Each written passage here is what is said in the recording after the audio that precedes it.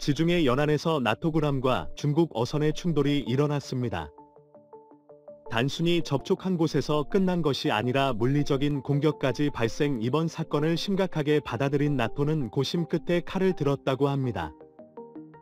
중국을 적으로 간주해 적극적으로 대처하겠다고 나선 상황. 반면 중국은 유럽의 뻔뻔한 작태에 참을 만큼 참았다며 대래 유럽을 비난하며 갈등의 수위가 높아졌다고 하는데요. 이 가운데 유럽에선 한국을 열심히 찾게 되었다고 합니다. 푸른 바다 지중해에서 벌어진 복잡한 사건에 대해 지금부터 자세하게 설명해 드리겠습니다. 잘못을 저지른 국가는 뻔뻔하게도 아무 책임이 없다고 주장하고 피해를 입은 국가들만 오히려 더 바쁘게 대응하는 일이 일어났습니다. 이 모든 일의 원인은 중국의 불법 조업 때문에 생긴 일로 국제사회가 긴장에 휩싸였습니다. 나도 수석 군함이 지중해 지역을 순찰하던 중 신고되지 않은 곳에 조업을 하고 있는 수상한 선박을 발견. 유럽 선박이 아닌 것으로 보이는 이 조업선에 급습했는데요. 놀랍게도 조업선은 나도 군함을 보고도 도망치지 않았다고 합니다. 오히려 이들에게 총격을 가하며 반항했다고 하는데요. 태연하게 총격을 가하는 것은 물론 배에 달려있는 기권표를 이용. 나도 서서 군함을 향해 본격적인 전투 행동에 들어갔죠. 군함 역시 포격으로 적 함선을 향해 공격을 가했죠. 하지만 군함의 화력에는 감당할 수 없었는지 불타버린 중국 어선은 꼬리를 내리고 항복을 선언. 지중해 연안을 감시하던 나토 소속 병력들은 어선 내부를 둘러보고 경악을 금치 못했다고 합니다. 환선에 실려있는 화약과 무기들의 양이 상당했고 무엇보다 불법어업을 통해 잡은 어획량이 엄청났기 때문이죠. 지중해 연안에서 서식하는 참다랑어와 농어를 비롯 살아있는 개체가 얼마 남지 않은 지중해 상어까지 잡혀있는 것을 확인했습니다. 참다랑어와 농어를 비롯한 지중해 어류들은 모두 다 하나같이 멸종 위기에 처한 물고기로 세계자연보전연맹이 철저하게 감시하고 있는 어종입니다. 만일 허가 없이 무단으로 이 어종들을 잡을 경우 강력한 제재가 주어지는데요. 중국 어선은 이러한 사실에도 불구하고 무단으로 타국 고장을 침입 멸종위기종을 남김없이 포획하며 심지어는 겁도 없이 군함의 위협까지 가하는 모습을 보인 것이죠. 중국 어선은 정체를 들키지 않기 위해 뱃머리에 쓰여진 선박명까지 지우는 치밀함까지 보였습니다. 그러나 희미하게 남은 중국어 글자까지 완벽하게 지우지를 못해 꼬리를 드러낸 곳입니다. 이니 중국 어선의 불법어업 행위는 전 세계적으로 문제적인 상황. 조 바이든 미 대통령은 오징어를 먹어치우는 국가가 있고 그 이름은 중국이다라는 말까지 남기며 대놓고 중국을 고로 태평양대 서양은 말할 것도 없고 유럽 영역이라 할 수 있는 지중해까지 그 마술을 뻗친 것입니다. 그런데 유럽과 상당한 거리에 있는 중국 소속 조업선이 어떻게 인도양과 홍해를 거쳐 먼 거리에 위치해 있는 지중해까지 와서 불법어업을 할 수 있었던 것일까요?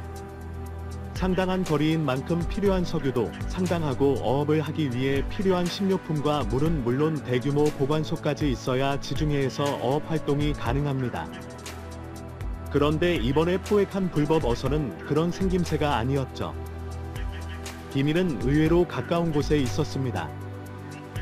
중국 어선은 중국에서 출발해 지중해에 도착한 곳이 아니라 유럽의 항구에서 출발해 불법어업을 저질렀던 것이죠. 중국 어선이 출발했던 곳은 그리스 피레우스항. 현재 중국이 소유하고 있는 항구입니다.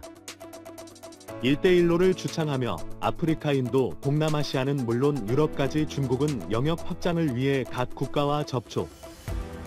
2008년 글로벌 금융위기 이후 어려워진 나라를 집중 공략해 원하는 대로 조종하며 중국은 거점을 확보했는데요. 그리스 피레우스항은 중국이 그리스 정부와 협상을 통해 얻어낸 항구로 주요 항만시설이 밀집한 이곳에서 중국은 어선을 제작 지중해 어류들을 낚으며 불법 행위를 뻔뻔하게 저질렀던 것이죠. 러시아와의 전쟁으로 신경이 곤두서 있는 나토는 중국의 실질적인 위협에 민감하게 반응했습니다. 러시아의 위협만큼 중국의 턱밑까지 유럽을 위협하고 있다는 사실을 깨달았죠. 나토는 결국 중국을 향해 칼을 들었습니다. 나토는 6월 정상회의에서 중국의 위협에 대한 대응 방안을 담은 새로운 전략 개념을 채택하기로 합의했습니다. 미 국방전문 매체 디펜스원의 보도로 이 소식이 알려지면서 중국은 유럽을 향해 분노를 쏟아냈습니다. 유럽이 중국을 향해 전략 개념을 채택했다는 것은 다시 말해 유럽이 중국을 적으로 간주의를 상대하기 위한 시뮬레이션과 병력 정지를 담은 전략을 공개적으로 마련하겠다고 선언한 것이나 다름없기 때문이죠. 가장 마지막에 나온 전략 개념이 2010년도에 나왔고 이번 2012년에 이래로 개정판이 나오는 것인데요. 이번 개정이 이뤄진 주요 이유가 바로 중국이라는 것도 밝혀졌습니다. 그만큼 중국의 위협에 대해 유럽이 진지하게 대응하고 있다는 것이죠. 줄리엔 스미스 나토 주재 미국 대사도 이번 전략 개념과 관련 중국의 위협에 대한 내용을 새로 추가했으며 사이버 공격을 비롯한 하이브리드 전쟁에 대비하는 새로운 내용도 추가될 예정이라고 밝히며 현대전에서 중요한 개념인 하이브리드 전쟁까지 대응할 것을 드러냈습니다. 우크라이나 러시아 전쟁에서 처음으로 등장한 단어인 하이브리드 전쟁은 물리적인 포탄이 오가는 실제 전쟁과 더불어 사이버전에서 진행되는 상대방의 정보를 마비시키는 사이버 공격까지 포함한 개념입니다. 중국은 사이버 전사를 집중적으로 육성하는 곳으로 나토가 하이브리드 전쟁을 상정해 대비책을 마련하는 것은 이상한 일이 아니죠. 유럽 주요 국가들 가운데서는 이미 중국과 유럽은 전쟁 중이며 사이버전과 정보전을 통해 중국의 존재를 느낄 수 있다고 역설. 이를 위해 지금이라도 철저하게 대비해야 한다는 강경파가 득세하고 있습니다. 특히 독일에서는 중국에 대한 혐오가 하늘을 찌르고 있죠. 최근 중국 문화전파기관인 공자학원의 주축으로 중국 스파이들이 독일과 벨기에 등 주요 정부 인사를 중심으로 비밀리에 정보를 캐내려고 했던 사실이 발각되면서 MI5를 비롯한 유명 정보기관들이 유럽 국가를 상대로 정보 관리의 중요성을 역설한 사건이 있었습니다. 그러지 않아도 코로나로 인해 중국 혐오가 팽배한 유럽에서 결정적으로 중국인을 쫓아내기로 마음먹은 사태였죠. 중국인은 물론이고 중국 물건이 다시 유럽에 박는 것은 불가능할 것이라고 얘기했던 이들에게는 이 중국의 도발을 묵과할 수 없는 일, 특히 유럽의 영예라고 생각하며 안심했던 유럽 국가들 입장에선 이번 나토 군함과 중국 어선의 충돌은 상징적인 일이었습니다. 바로 코앞까지 중국이 무기를 동원해 포격할 수 있다는 무서운 현실을 유럽 각국의 외무장관들에게 일깨워 주었습니다. 다만 현재 우크라이나 러시아 전쟁으로 인해 중국에 대한 중요도는 차우순위로 밀려났지만 중국을 상대로 유럽이 적극적인 행동을 보여야 한다는 점에서는 유럽 고위급 인사들은 동의를 보였죠. 또한 유럽까지 손을 뻗치고 있는 중국의 영향을 벗어나기 위해 각국 정부가 협조해야 한다는 의견까지 나왔다고 하죠.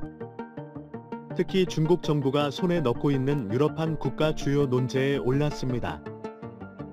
이 정도로 중국이 유럽 곳곳에 거점을 확보할 줄은 몰랐던 것이죠.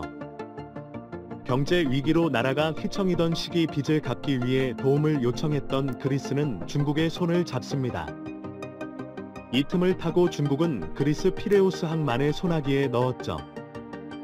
피레우스 항 지분 67%를 소유한 중국은 이곳으로 마음대로 움직였습니다.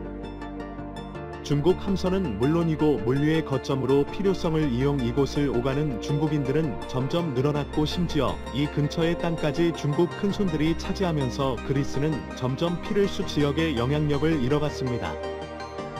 이탈리아의 항구도 중국의 손에 넘어가면서 중국의 지배를 받았습니다. 총 4개의 항구가 중국과의 양해각서를 체결하며 차이나 머니를 도입했죠. 제노바와 라벤나 팔레르모 트리에스테의 한 군의 곳이 중국을 위한 항구가 되었습니다. 그 중에서도 트리에스테는 중국 자본 잠식의 50%를 넘어갈 정도였죠. 경제위기로 흔들리던 유럽의 틈을 타고 중국은 영향력을 행사 거점 도시를 여럿 확보해 유럽 중국 사이의 교두보를 확실히 마련해 두었습니다. 하우 나토와 중국 사이의 전투가 발생할 경우 이들 도시는 유럽이 아니라 중국의 편을 들 가능성이 높죠. 스페인과 북아프리카 일부 지역 역시 중국이 차이나 머니를 동원해 항만을 건설하고 항구 도시를 이용하는 일을 저질렀습니다. 유럽이 중국을 진정으로 몰아내기 위해선 이들 도시의 주권을 다시 유럽 쪽으로 돌리기 위해 돈이 필요하다고 역설했죠.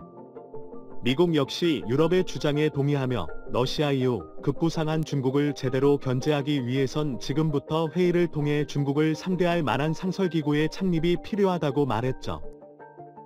블링컨 장관은 중국의 야욕은 이제 실질적인 위협이라고 평가했습니다. 중국은 이러한 우려에 지나친 억측이며 중국은 유럽과 싸울 의사가 없으며 오히려 유럽이 중국에게 이빨을 드러내고 있고 실제적인 위협을 가했다고 주장했습니다. 이번 주중의 충돌 혹시 나토, 군함의 잘못이라며 책임을 돌리는 모습이었습니다. 자 오리진 외교부 대변인은 정례 브리핑을 통해 나토가 과거 중국을 향해 공격했던 것을 잊지 않고 있다고 말하며 나토가 방어적인 기구라는 것은 말도 안 되는 일이며 수많은 민간인을 죽게 하고 난민을 양산한 주범기관이라고 공격을 가하며 자신들은 잘못이 없다며 뻔뻔하게 나온 상황. 점점 나토와 중국 사이의 갈등이 심화되는 가운데 나토는 한국에게 손을 내밀며 중국과 상대할 만한 강력한 무기를 원하고 있는데요. 이뿐만 아니라 경제 협력까지 요청하며 갈수록 한국 의존도가 심해지고 있습니다. 중국을 상대로 오랜 기간 맞서온 한국을 새삼 다시 보게 되었다는 유럽 외교관들의 평가가 속출하고 있는데요. 중국을 상대로 한 각국의 공조가 강화되는 가운데 과연 언제까지 사고 없이 뻔뻔한 태도를 중국이 유지할 수 있을까요?